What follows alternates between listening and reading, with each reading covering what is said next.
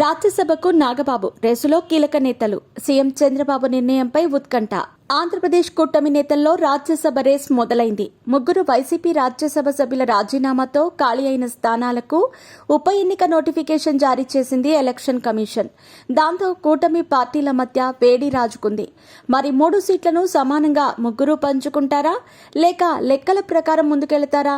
అసలు రాజ్యసభ రేస్లో ఎవరున్నారు, ఏ పార్టీ నుంచి ఎవరు సీటు ఆశిస్తున్నారనేది హాట్ టాపిక్ గా మారింది. ఏపీలో రాజ్యసభ రేస్ ఉత్కంఠ రేపుతోంది. రాజ్యసభ సభ్యత్వం కోసం పోటీ పడుతున్నారు కూటమి నేతలు. అయితే 3 స్థానాల్లో ఒకటి టీడీపీకి దాదాపు ఖరారైనట్టు చెబుతున్నారు. మిగతా 2 సీట్లలో ఒకటి జనసేనకు ఇచ్చే అవకాశం ఉందని, 3వ స్థానం కోసం టీడీపీ బీజేపీ మధ్య పోటీ ఉందని అంటున్నారు. ఇక టీడీపీ నుంచి బీద మస్తాన్ రావు, సానా సతీష్, కంబంపాటి రామ్మోహన్ రావు, గల్లా జయదేవ్ పోటీ పడుతున్నట్టు సమాచారం. అలాగే జనసేన నుంచి నాగబాబు, బీజేపీ నుంచి నల్లారి కిరణ్ కుమార్ రెడ్డి రేస్లో ఉన్నట్టు చెబుతున్నారు. అయితే ఖాళీ అయిన 3 స్థానాల్లో 2ంటికి 4 ఏళ్ల చొప్పున పదవీకాలం ఉండగా ఒక్కదానికి మాత్రం కేవలం 2 ఏళ్ల టర్మ్ మాత్రమే మిగులుతుంది. దాంతో 4 ఏళ్ల పదవీకాలం ఉన్న సీట్ల కోసమే పోటీ ఎక్కువగా కనిపిస్తోంది. 4 ఏళ్ల టర్మ్ ఉన్న సీట్లలో ఒకటి టీడీపీకి ఖరారైందట. రీసెంట్ గా రాజ్యసభకు రాజీనామా చేసిన బీద మస్తాన్ రావే మళ్లీ ఈ సీటును దక్కించుకోబోతున్నట్టు సమాచారం. 4 ఏళ్ల టర్మ్ ఉన్న 2వ సీటు కోసం విపరీతమైన పోటీ నడుస్తోంది. ఈ సీటును జనసేనకు ఇస్తే మెగా బ్రదర్ నాగబాబుకు అవకాశం ఇవ్వొచ్చని టాక్.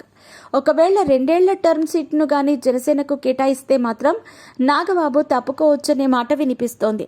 ఇక బీజేపీ నుంచి మాజీ సీఎం నల్లారి కిరణ్ కుమార్ రెడ్డి పేరు ప్రచారంలో ఉంది. కిరణ్ కు బీజేపీ అధిష్టానం హామీ ఇచ్చిందని, ఖచ్చితంగా సీటు దక్కొచ్చని అంటున్నారు.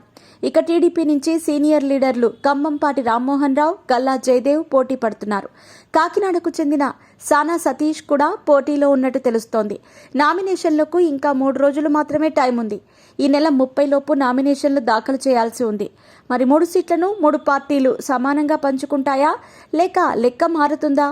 మరో 3 రోజుల్లో తేలిపోనుంది. గతంలో 2014 ఎన్నికల తర్వాత ఏపీలో బీజేపీతో కలిసి అధికారం పంచుకున్నప్పుడు ఆ పార్టీకి 2 రాజ్యసభ సీట్లను ఇచ్చింది అనే చర్చ నడుస్తోంది. ప్రస్తుతం జనసేనకు ఏపీ అసెంబ్లీ, మండలితో పాటు లోక్సభలో కూడా ప్రాతినిధ్యం ఉంది. రాజ్యసభలో కూడా ఆ పార్టీ అడుగు పెడితే మొత్తం అన్ని చట్టసభల్లో జనసేన ఖాతా తెరిచినట్లవుతుంది. జనసేనతో పాటు టీడీపీకి కూడా ప్రస్తుతం రాజ్యసభలో ప్రాతినిధ్యం లేదు. ఈ 3 రాజ్యసభ బెర్తులు ఏ పార్టీ ఖాతాలో వెళతాయి, అదృష్ట జాతకులు ఎవరవుతారు అనేదే అత్యంత ఆసక్తికరం. అయితే గత కొన్నేళ్లుగా రాజ్యసభలో టీడీపీ ప్రాతినిధ్యం కోల్పోయింది. దీంతో తిరిగి పూర్వ వైభవం దిశగా ప్రస్తుతం అడుగులు వేస్తోంది. అధికారంలోకి వచ్చిన 100 రోజుల్లో 3 వైఎస్ఆర్సీపీ సభ్యులు రాజీనామా చేయడంతో ఏర్పడ్డ 3 ఖాళీల విషయంలో సీఎం చంద్రబాబు నిర్ణయం ఎలా ఉండబోతోంది అనేది ఆసక్తికరంగా మారింది. ఏపీలో మొత్తం 175 అసెంబ్లీ స్థానాలు ఉండగా 164 సీట్లలో ఎన్డీఏ కూటమి అభ్యర్థులు ఘన విజయం సాధించారు. ఒక్క రాజ్యసభ అభ్యర్థి విజయం సాధించాలంటే కనీసం 25 మంది ఎమ్మెల్యేల మద్దతు అవసరం. ప్రస్తుతం వైఎస్ఆర్సీపీకి ఉన్న ఎమ్మెల్యేలు 11 మంది మాత్రమే. దీంతో ఆ పార్టీ రాజ్యసభ బరిలో నిలిచేందుకు కూడా అవకాశం లేదు.